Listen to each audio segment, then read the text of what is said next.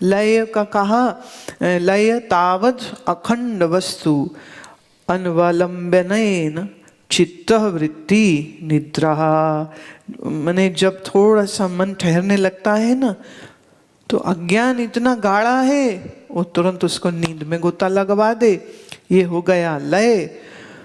और अखंड वस्तु अनवलंबनेन चित्तवृत्ति अन्वयावलंबनम विक्षेपः। जब मन उस अनंत पर, अद्वैत पर टिक नहीं पाता है और कभी ये चाहता है और कभी ये चाहता है, इसी का नाम विक्षेप। लय विक्षेप अभाव अपि चित्तवृत्ति राग आदि वासनाय स्तब्धि भावात् अखंड वस्तु अनवलंबनम कषाय। जब नींद ना हो और विक्षेप भी ना हो मन में, लेकिन पूर्व के किन्हीं विषयों में आसक्ति जमी हुई होती है। देखिए कितनी खतरनाक बात है। सामने से प्रकट से कुछ विक्षेप भी नहीं है, आंख बंद करके जब बैठता है तो नींद भी नहीं है, लेकिन पूर्व के संस्कारों में के वजह में, पूर्व की उन अतृप्त इच्छाओं में आज भी आसक्ति है, तो वो भी एक विघ्न हो जाता है। वो निर्विकल्पता की ओर बढ़ नहीं पाता।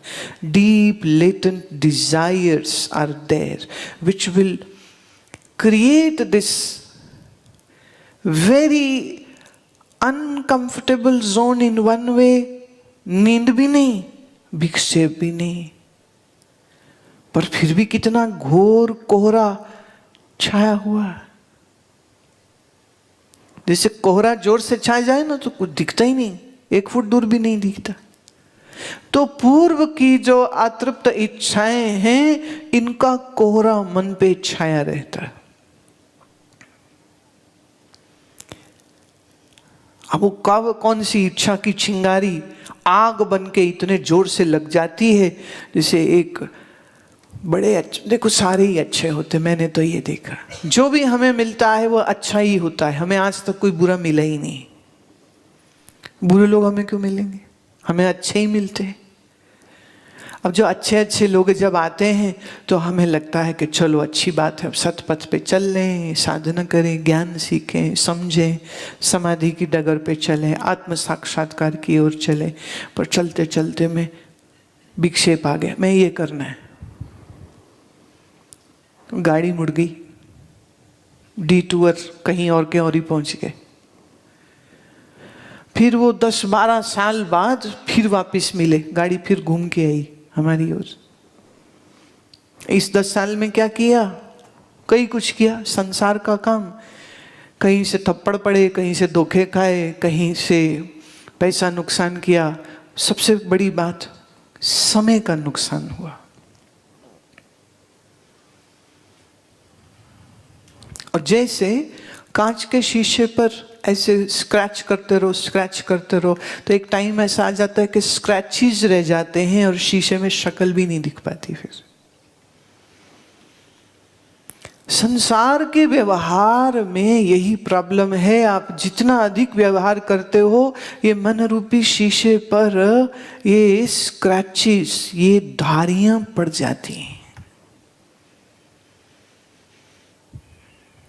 जैसे उस जिस शीशे का सरफेस पूरा कुरेदा जा चुका हो, उसमें शक्ल नहीं दिखेगी आपको। ऐसे ही जिस मन के अंदर ये संसार विषय वासना के संस्कारों के स्क्रैचेस पड़ जाते हैं, वह मन के ही पास में आत्मा है, पर मन में उसका प्रतिबिंब ही स्पष्ट नहीं हो पाता है। इतना पास और फिर भी इतना दूर हो जाता है।